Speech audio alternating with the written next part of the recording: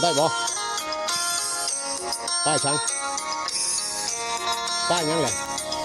เออ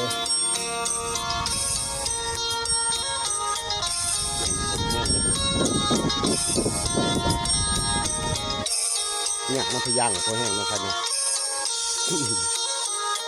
พยางคือก็ยังลำบากเลยมาเสียหยาเราอยู่บ้านเห็ดไห้น้ำบ่บริเห็ดไห้น้ำ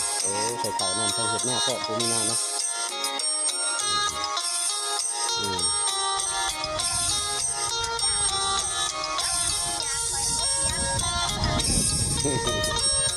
ลุมมังเช่าเสี้ยมังเช่าเนี่ยมาชนลุมโอ้เปียกน้ำไหลเลยเนี่ยครั้งแรกวันนั้นก็มีแห้งเลยนะคือยังเขาเฮี้ยนอยู่กับนี่เหรอนี่ว่าครับบริเขาเฮี้ยนเอาบนเลยนะ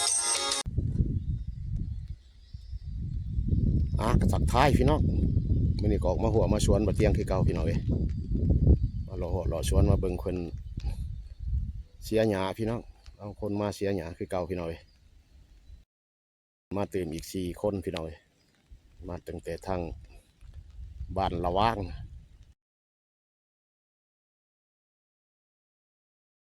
ลมตาแตงลงไปฝนตกพี่น้องเอ้ยเบิดมือเบิดคืนนี่ก็ยังตกอยู่เลยนี่พี่น้องเอ้ยมันเป็นออกมาใส่เบ็ดอย่าแคมหัวแคมสวนนะพี่น้อง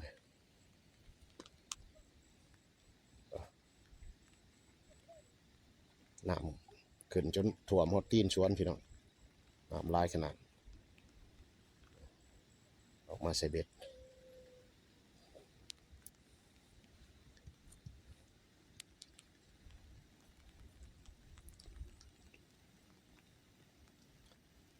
ฝนตกขนาดพี่น้องตกแสะตกว่าบ่เอื้อนตุ่มผ่าย่างแข็งค้นเลยพี่น้องเสียหยาก็ได้ได้บ่ป้ายช่างป้ายยังแหละลายกับปลากั้งแหละใส่เบ็ดนี่ก็ได้คนลิ้นเนาะโอ้ได้เยอะพี่น้องคนตกคนเอื้อนฝนก็ได้ตกลายก็เอื้อนแล้วพี่น้องบ่เห็นแดดมันนี่ก็ได้มิดเบิดมือจนค่ำเลยพี่น้องนี่ก็ได้ลงเวียกช่วงแรงแข็งฝนเลยพี่น้องเสียหยา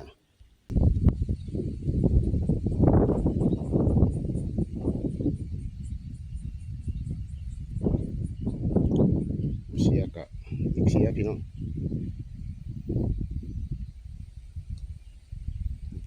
เสียก็แห้งสีเงาแล้วแต่ผู้สิสมัครใจพี่น้องคนแข็งได้เสียได้คนก็มาเห็ดฝนตกยังสิก็ได้แต่มันแห้งก็จำเป็นได้เข่าแล้วพี่น้องเขาห่มเป็นห่วงสุขภาพได้หลายกว่าเสียเบื้องนี้บ่ว่าเสียเบื้องนี้บ่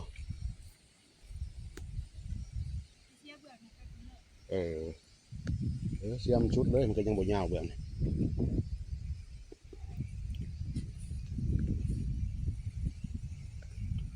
มันหกแห้งแล้วเบื้อง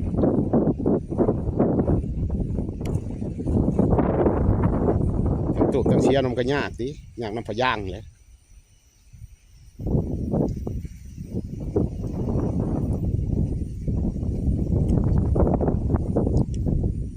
ลมก็แห้งไปหน่อยมีกันทั่วบ้านนี่นะ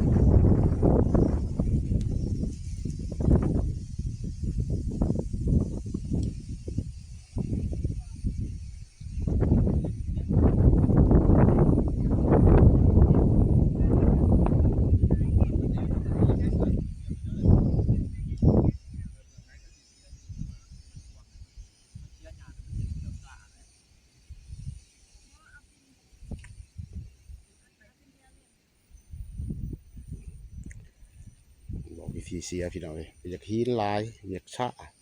ช่วงฝนอีกยังกระชะไปเบิดเลยพี่น้องเนี่ยคือว่าแหละฝนกระตก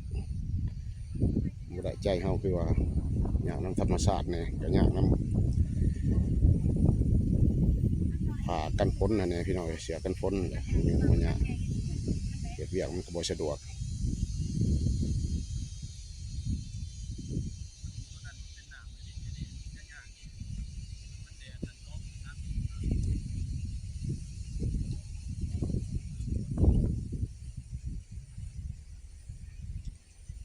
มาตื่นอีก4 คนพี่น้องคนงานแต่เพิ่นมาแต่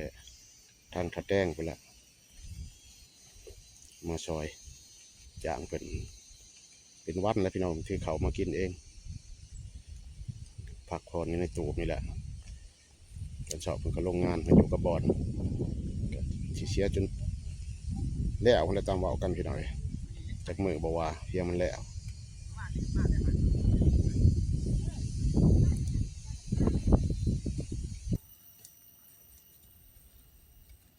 อยากน้ำพะย่างกับพอแห้งเนาะไผเนาะ ตุ่มพะย่างซื่อๆก็ยังลำบากนะมาเสียหญ้าอีกโอ้ก็แห้งตื่นเลย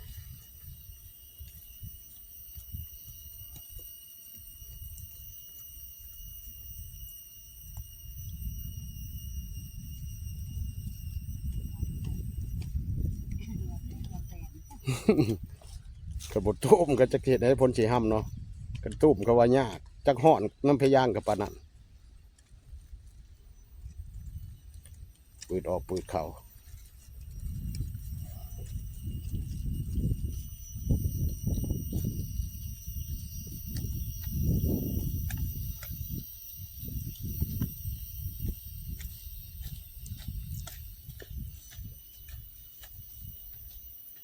บ่ได้ใส่เข่าน้ำบ่เห็ดไห้น้ำบ่อยู่บ้านบ่ได้เห็ดบ่ว่าอยู่บ้านเห็ดไห้น้ำบ่ได้เห็ดเห็ดไห้น้ำโอ้ใส่เข่าน้ำทั้งเห็ดหน้าพ่อผู้มีหน้าเนาะ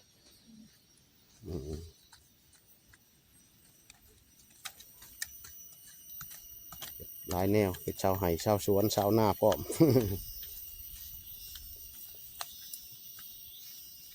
อาชีพหลักก็เห็ดหน้าอยู่บ้านเนาะแม่นบ่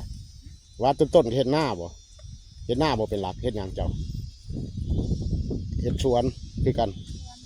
สวนมันโอ้ปลูกมันต้นพี่น้อยบ้านเดียวกันเบิด4 คนไอ้น้องกันบ่พี่น้าเป็นน้องกันพี่น้อยครอบครัวเดียวน้องกันมาเสียหญ้าซอยปะเตียงบ้านชุบเจ้าสิไข่แน่มันบ่อันนั้นบ่ได้บ่หนาวมีที่หนาวแล้วบ่แล้วฝนตกอีกยังตื่น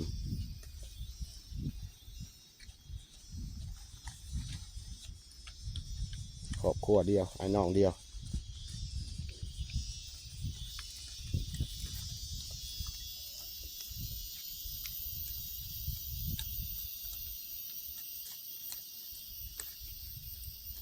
ปลูกหลายบ่มันต้นอยู่บ้านว่าปลูกหลายบ่มันต้นเป็นซองบอลสองเออ2 บอนพอกระเช้าปลูกแต่ตะกี้ก็ปลูกอยู่ปลูกหลายอยู่มันปลูกเลี้ยนกันหลายปีกับมันบ่อยากงามก็เลยเช่าแต่มันบ่มีราคามันมีราคา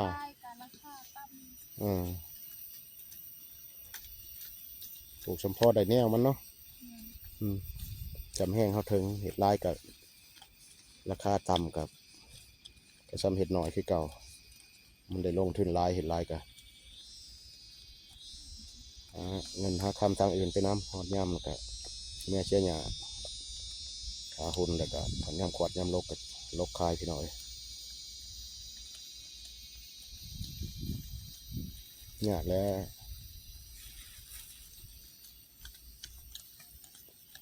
พอเสียอยู่ที่เป็นอะไร แข่งฟ้าแข่งฝนว่าถอดใจโอ้บวายแล้วเมื่อแล้วบัดนี้เห็ดจนแล้วแล้วเนาะซอยกันแล้วเห็ดจนแล้วก็นั่นมันก็อยู่กับบอนที่เขามาเองบ่ที่เขามาเองเห็ดกินเองพี่น้อยกบพุ่งใต้เลยก็บ้านระว่างเนาะทัดไปหันบ้านช่างอีกโอ้กระดับระว่างก่อนจะกระดับเนาะเขาเอิ้นจะกระดับระว่างเขาเอิ้นมาจากทางคนทางชลวันคนบ้านระว่างบ้านกระดับกบพุ่งใต้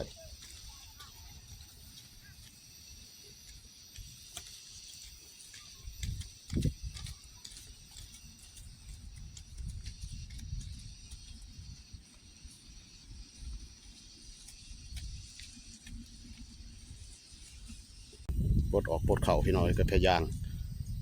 ก็ยากได้เสียหยาทางพยางพร้อม ตุ่มพะยางก็ยังยากพอแห้งเลยแล้วมาเสียหญ้าอีกโอ้ก็จักห่อนเอาน้ำพะยางกับพูดหนึ่งฝนตกเดี๋ยวจังตุ่มมันอังตุ่มก็อุ่นได้กันฝนตกในเฮาลี่ซื้อพาย่างได้นี่แหละเต้าหันเปียกคอยหันบ่เปียกคอยใส่พาย่างเลยเพราะว่าจมน้หนาวแล้วฝนทำนี่ได้พาย่างตุ่มว่าจังสิไม่เปียกรถพะยางเลยพี่น้อยมุดมัด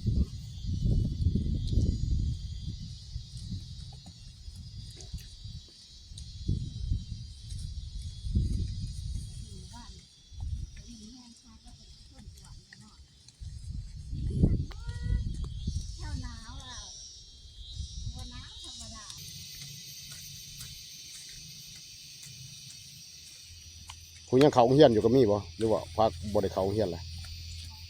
ออกเบิดเลยเนาะโอ้หน่วยยังเขาเฮียนอยู่เฮียนห้องได้จังออกเฮียนม.2โอ้บ่จบจำเนาะจบม.3ยังดียังปีเดียวนึง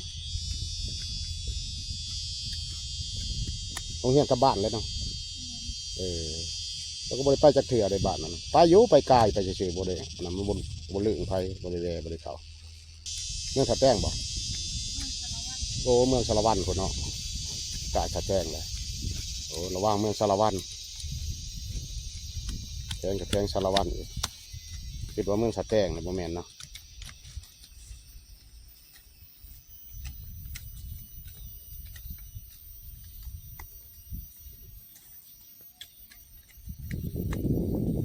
แกพะย่างเบิดเลยพี่น้อยฮ้อนฝนตกเลยก็ยังนุ่งไม้แกออก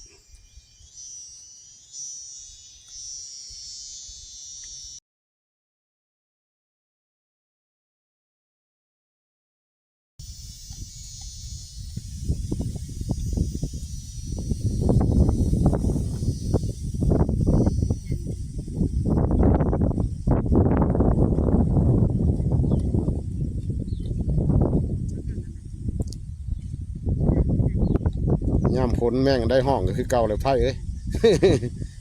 ว่าจะแจ้งหน่อยหนึ่งมันอยากห้องมันก็ห้องฝนเดือดหน่อยหนึ่งฝนมากก็มีอีกตั้งแต่มันโบราณคือช่วงแดดหัน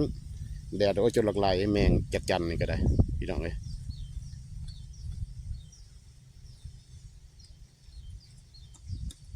จัดจันห้องมันสีแดดมันโบแดดแล้วยามฝนในห้องก็ห้องซื่อๆแหละว่าแต่ฝนเอื่อนก็ห้องฝนตกก็มีแมงอันก็ได้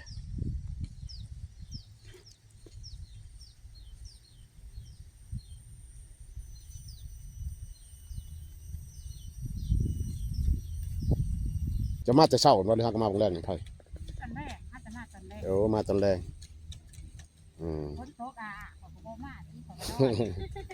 ตกแห้งขนาดเนาะแต่เศร้าเนาะตกแห้งลายกระแข่งบ่ได้ก็บ่มาแล้วแต่ผู้เชียแล้วผู้สมัครใจมากับมา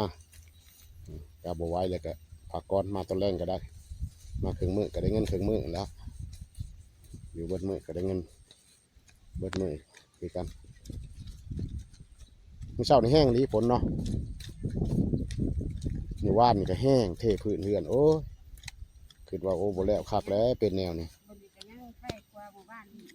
มื้อว่านนี่แห้งมื้อนี้ไข่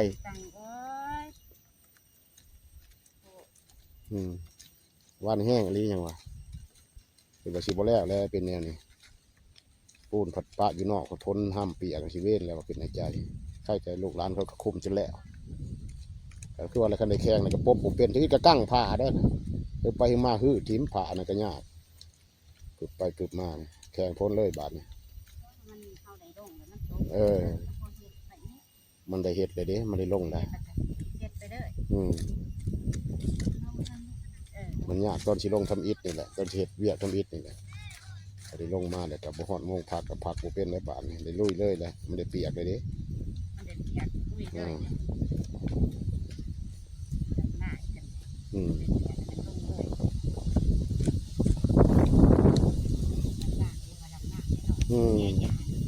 เจ้าหญ้าก็ว่า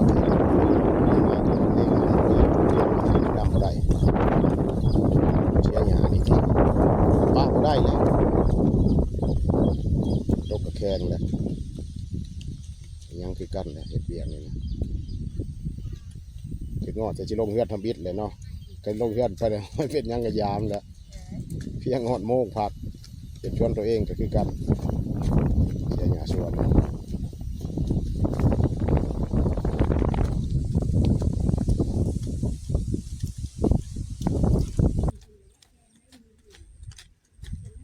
ใครได้เบื่อนี้มันแห้งเนาะ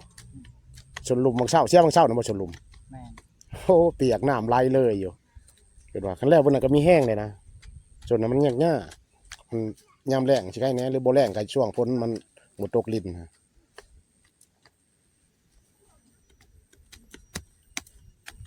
ตัวบนน้ำไหลโอ้แล้วมันมีแห้งในช่วงแต่ส่วนเทิงใครอยุมันแห้งแล้วก็ง่าย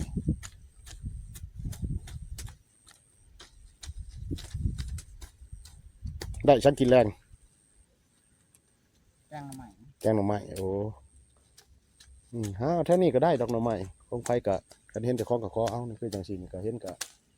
เอาจะเขามากับบอกกับคอยบอกให้ก็ได้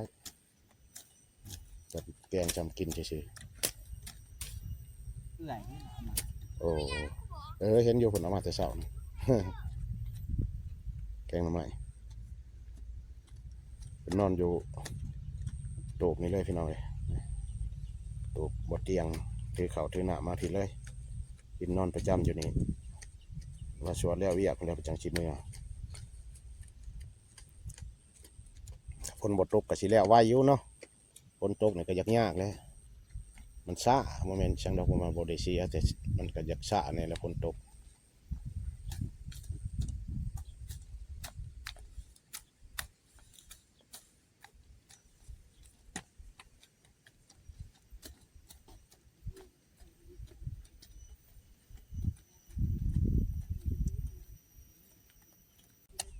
ชีดมันกลุ่มด้นเนาะ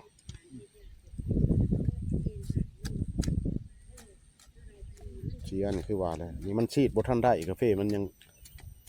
หน่อยถึงมันก็ล่มเลยนี่ก็ชีดบ่ได้นะปิ้วใช่เลยกาแฟจังว่าแล้วกาแฟใหญ่ไปผมบ่ไหวก็จำเป็นได้ชีดเลยแต่ละปียามจังสีนี่ติมันบ่ทัน กระเบี้ยปลูกใหม่เสียเอา เสียเอาคือกันเนาะตัวแรกหยากับสีบนาปานได้เนาะ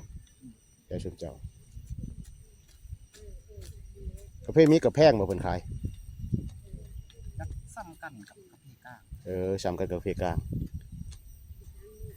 กาแฟกลางบ่ได้เนาะครับปู่เนาะหรือได้คือกัน มันห่อน มันห่อนบ่อยากอันนั้นเนาะบ่อยากงาม เป็ดมันเข้ามา มันเป็นแต่ต้นมันเนาะมามันบ่ลาย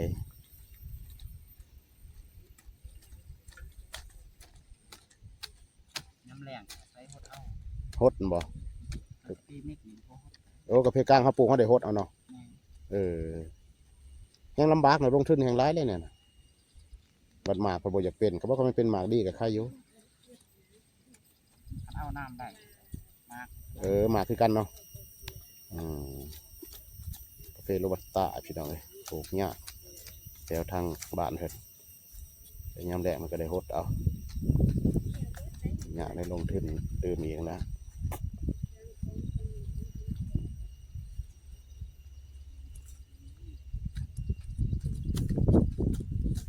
ปีนี้กาแฟมันก็บ่จะเป็นราคานะบ่คือปีกายมักซียังบ่ได้อันนั้นกาแฟกลางเฮานี่ยังได้โลนึง100,000ปลายปีนี้70,000 71,000สูงสุดเลย72มันก็ขึ้นข้าวเดียวนะ72เฟ่บ่มีราคาก็ยังดีอยู่สำนั้นก็ยังดีอยู่อันขายหมากอันนี้บ่แพง10ปลายพันหมากแดงนี่นะบางแห่งตัว30ปลาย35,000บ่โลนึงหมากบ่ได้ชี้เอาบ่กาแฟมีก็ได้บางคนนี่ก็ซื้อบ างคนก็ชี้เนาะคนก็ขายเป็นบางแห่งเลย ขายเป็นติดบางดิบเก็บมาในสวนก็ขายเลยเนาะพัน ฮะ ใกล้ในโล10,000 โล10,000โล10,000เก็บมาจากสวนแดงๆก็ขายเลยเนาะโล10,000ก็สิมีน้ำหนักนี่เนาะกาแฟมีมันใหญ่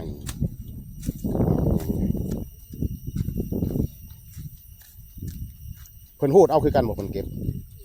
แม่ ผมเคยเก็บจากเถื่อได้กาแฟมีแต่จะมันยากมันง่ายชำใดมันคือสิหยาบขนาด ท่านได้คืนมาแล้ว ขึ้นคันได้ฮูดเลยเนาะปลูกเขาย่างอยู่หลุมช่วงมันสิหยาบบ่เห็นหมากบางใหญ่ก็บ่เคยเก็บจากเถื่อหักมีแถวบ้านบ่ค่อยจะเก่าเอาอยู่สวนเขาบ่มีหมากได้มันแบบหมากมันรีบนะกกนั้นรีบตลอดบ่จับบ่ตื่นเขาปลูกอยู่บนมันงามแท้จริงงามลีกับเป็นคือกันดกคือกันอยู่นี่เขาบ่นิยมปลูกมันเขาว่าราคามันต่ำหากจังว่าแล้วแนวมันเฮ็ดกาแฟได้หลายแนวก็เลือกปลูกเอ้าในใดมันสิง่ายกว่าเลือกปลูกได้กาแฟก้านกับกะติมอนแหละ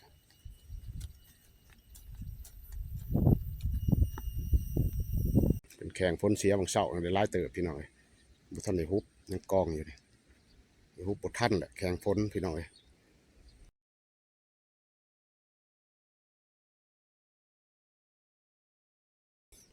เสียก่อนพี่น้องเดี๋ยวคอยฮุบน้ำลัง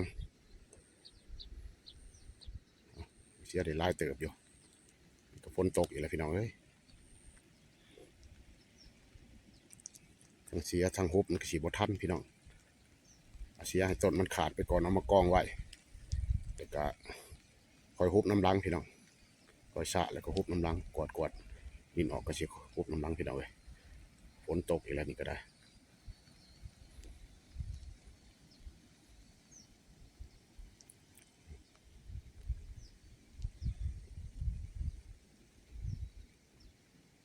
ลำบากพี่น้องไอ้ชาวสวนนี่ก็ได้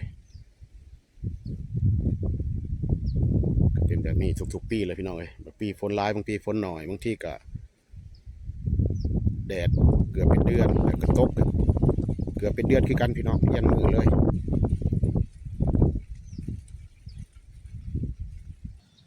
จืดเลยพี่น้องเอ้ยบวมเลยบวมน้ำแต่กาแฟก็ยังงามอยู่บ่เป็นยังดอกกาแฟนี่เป็นทางน้ำ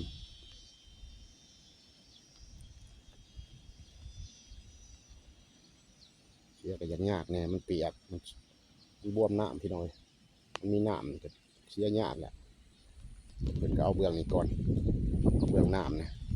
ก็วิทย์ไปไล่เติมนี่แหละพี่น้อยฝนตกหลายกับเลยขึ้นไปเสียอยู่เบื้องนั้นพี่น้องเบื้องโน่นพุ่นเมื่อวานน้ำมันไหลนี่พี่น้องมันชุ่มแห้งได้ชุ่มแล้วจนเปียกจนไหลพี่น้องเลยที่เห็นนี่แหละ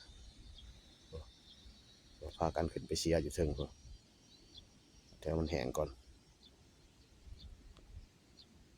ป่านจะเป็นมะเขือมะเขือเขาพี่น้องงามอยู่มะเขือก็ได้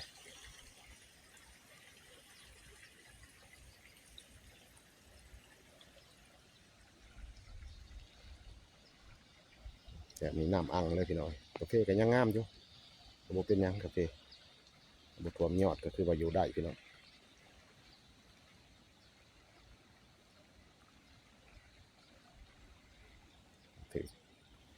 น้ำไหลเลยใช่ไหม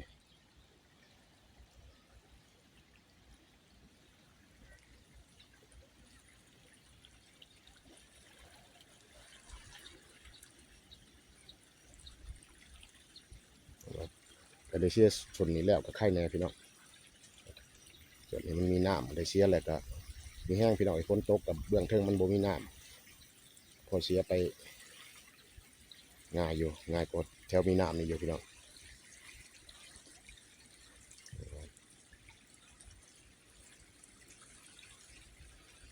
ยังบ่ทันได้ฮุบคนเชียร์เบื้องนั้นแล้วจังสิได้คอยมาฮุบอีกพี่น้องดูเนี่ยได้แล้วว่าฟ้าแดดเป็นตะฮุบเป็นกระชิฮุบไปน้ำพี่น้องเราได้กองได้เสียออกแล้วก็มีแห้งเลย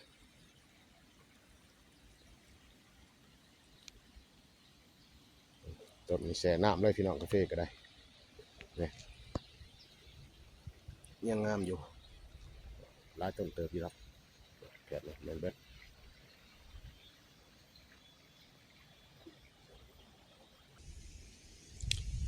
พี่น้องคลิปนี้ก็สิขอจบเพียงเท่านี้พ พบกันใหม่ในคลิปต่อไปขอบใจในการติดตามรับชมพี่น้องโชคดีโชคดี